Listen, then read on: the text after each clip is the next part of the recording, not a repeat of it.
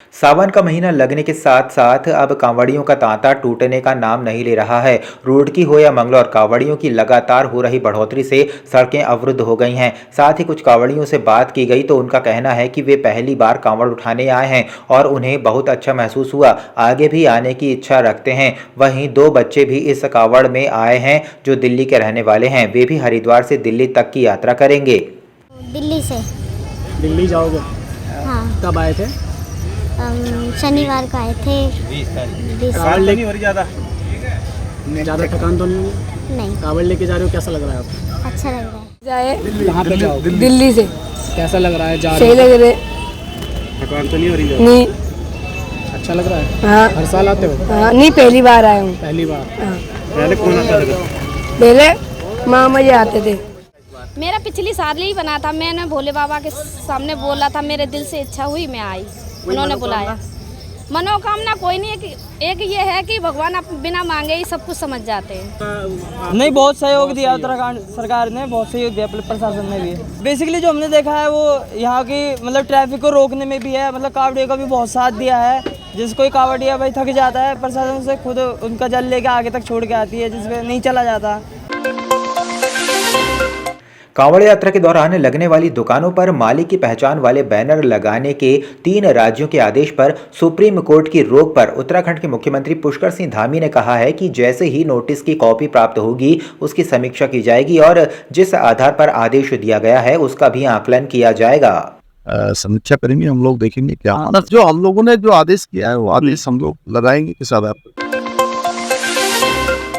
जिलाधिकारी डॉक्टर सोनिका ने control room का औचक निरीक्षण किया। इस दौरान उन्होंने शिकायत पंजिका का अवलोकन करते हुए वर्षा के कारण नगर निगम क्षेत्र में प्राप्त जल भराव और अन्य शिकायतों के संबंध में जानकारी ली। जिलाधिकारी ने मुख्य नगर आयुक्त को निर्देश दिए कि कंट्रोल रूम में प्राप्त शिकायतों की मॉनिटरिंग के लिए एक अधिकारी की ड्यूटी लगाई जाए जो शिकायतों के निस्तारण की मॉनिटरिंग करे।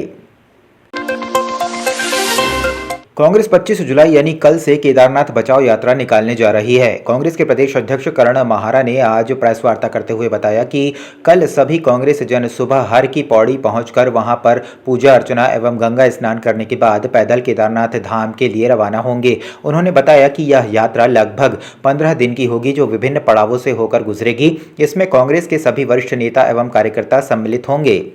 कि जो हम केदारनाथ जी के यहाँ यात्रा कर रहे हैं वो केवल और केवल आस्था को बचाने के लिए, यहाँ की संतति, यहाँ की संस्कृति, यहाँ की देव जो संस्कृति है उसका पलायन ना हो, इसके लिए हम जा रहे हैं ताकि लोग जागरूक हों, लोग गलती से QR कोड का इस्तेमाल करके दिल्ली पैसा ना डालें, लोग गलतफहमी में न रहें। जो पुण्य केदारनाथ आके मिलना वो केदारनाथ आके ही मिलेगा, ये मैं कहना चाहता हूँ। दूसरा इस यात्रा का एक असर देखने को मिला है, आप लोग ने प्रमुखता दी, जिसका असर ये रहा कि बीजेपी के प्रवक्ता बयान दे रहे हैं, अब मुख्यमंत्री ने दिया। मुझे लगता है कि मेरा गुण सही है और रिएक्शन हुआ है और मुख्यमंत्री जी इतनी घबराहट में कि 1-2 दिन में वो संभवतः उनका प्रोग्राम बन गया है केदारनाथ जाने का, तो अच्छा है। इसी बहाने से सही, कांग्रेस की यात्रा के डर से ही सही, मुख्यमंत्री ने रुख किया है चारधाम यात्रा में केदारनाथ जाने का। मैं उनका स्वागत अभिनंदन करता हूँ।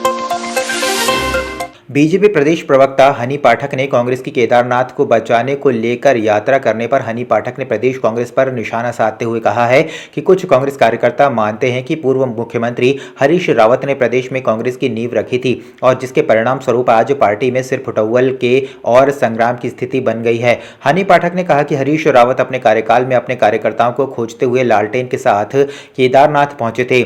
आज जब पार्टी में सिर्फ उठौल की स्थिति बनी हुई है, ऐसे समय में कांग्रेस के नेता बाबा केदारनाथ को बचाने की बात कर रहे हैं। शिव जो पूरी शक्ति है, ब्रह्मांड है, उसको ये बचाएंगे, पहले अपने अस्तित्व को बचाएं। और एक बात मैं कहना चाहूंगी, हानि लाभ जीवन मरण यश अपयश विधि हार।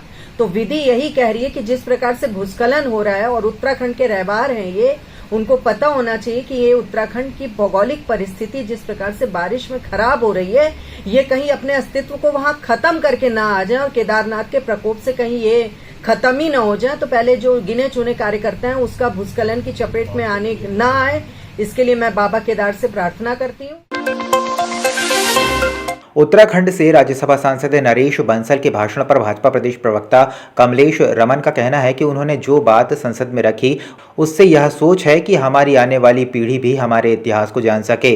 वहीं उन्होंने कहा कि राज्य की पुष्कर धामी सरकार पहले से ही इस ओर पहल कर रही है। उन्होंने राज्य के इतिहास को स्कूलों के पाठ्यक्रम में सम्मिलित करने का काम किया है। हमारे चाहे कोई भी स्कूल हो, इंग्लिश मीडियम हो, हिंदी मीडियम हो, संस्कृत विद्यालय हो, मदरसे हो, तमाम जितने भी हमारे उत्तराखंड के विद्यालय होंगे सब में ये पाठ्यक्रम चलाया जाएगा, जिसमें हमारी आने वाली जनरेशन भी उन चीजों को देखेगी कि उत्तराखंड के अंदर जो जो आंदोलन चले हैं उसको एक पाठ्यक्रम में लाने का काम माननीय पुष्कर सिंह धामी जी ने किया। तो मुझे लगता है कि जो हमारे उत्तराखंड की धरोहर है, इतिहास है, उसको जानने का अधिकार हमारे आने वाले जो बच्चे हैं उनको भी है, और जो हमारे पहले जो हम जैसे हैं उनको भी इस चीज का अधिकार है कि हम अपने पूरे इतिहास को जाने, उत्तराखंड की संस्कृति और यहाँ की जो धार्मिक पौराणिक जो हमारी कथाएं हैं उनको जानने का अधिकार सभी को है। जब वो स्कूलों में चलेंगी तो मुझे लगता है कि यहाँ के बच्चों का और ज्ञानवर्धन होगा। तो पुष्कर सिंह धामी जी की ये पहल बहुत अच्छी है।